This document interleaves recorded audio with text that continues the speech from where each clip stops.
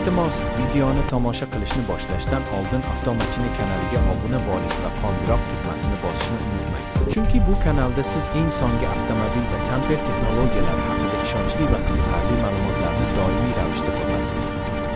Avtomashina kanali avtomobil ixlosmandlari uchun mo'ljallangan bo'lib, yangi modellar, kelajak transport vositalari, tamperlar va innovatsion yechimlarni sodda va tushunarli tarzda taqdim etadi.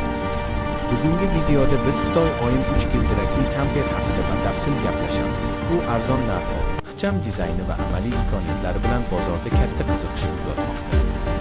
Ushbu 3 g'ildirakli tamper zamonaviy shahar hayoti va qisqa sayohatlar uchun ideal variant hisoblanadi.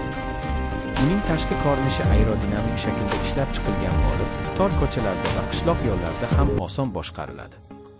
Old qismi mototsiklga o'xshash, orqa qismi esa kichik, ammo funksional yashash makoniga ega.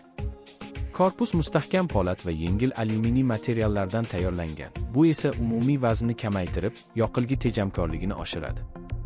Xitoy OIM 3 g'ildirakli tamperning dvigateli odatda 200 dan 300 kub santimetrgacha bo'lgan benzin yoki elektr variantlarda taklif etiladi.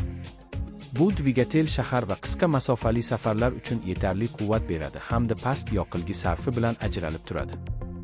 Ba'zi modellarda to'liq elektr versiya ham mavjud bo'lib, u ekologik toza va jim ishlashi bilan e'tiborni tortadi.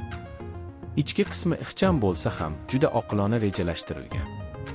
Ichkarida buklanadigan yotoq joyi, kichik oshxona burchagi, mini muzlatgich va saqlash javonlari mavjud. Ayrim konfiguratsiyalarda portativ hojatxona va tashqi dush ulash imkoniyati ham bor. Oqartirilgan ranglar va LED yoritish ichki makonni yanada kengroq va yorqin ko'rsatadi. Tamper tom qismida quyosh panellari o'rnatilishi mumkin bo'lib, ular ichki yoritish, ventilyator va kichik elektron qurilmalarni quvvat bilan ta'minlaydi. Xavfsizlik jihati.